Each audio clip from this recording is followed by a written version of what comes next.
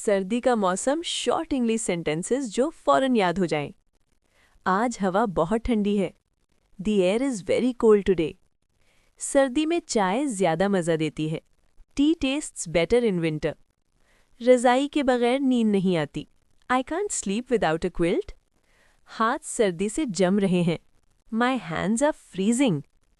आज धूप बहुत प्यारी लग रही है। The sunlight feels lovely today. सर्दी में बाहर निकलना मुश्किल है। Going outside is hard in winter. गर्म कपड़े फ़ौरन पहन लो। Wear warm clothes quickly. आज स्वेटर बहुत काम आ रहा है। This sweater is very useful today. सर्दी में सुस्ती आ जाती है। Winter makes you lazy.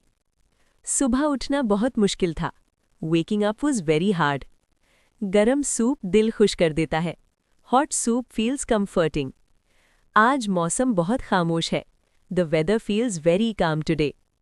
सर्दी में आवाज़ भी बदल जाती है। The voice changes in cold weather. आज रात बहुत ठंड होगी। It will be very cold tonight. सर्दी का मज़ा घर में है। Winter is best enjoyed at home. सर्दी हो या गर्मी, इंग्लिश रोज़ सीखो। वीडियो सेव करो और फॉलो करो डेली न्यू सेंटेंसेस के लिए।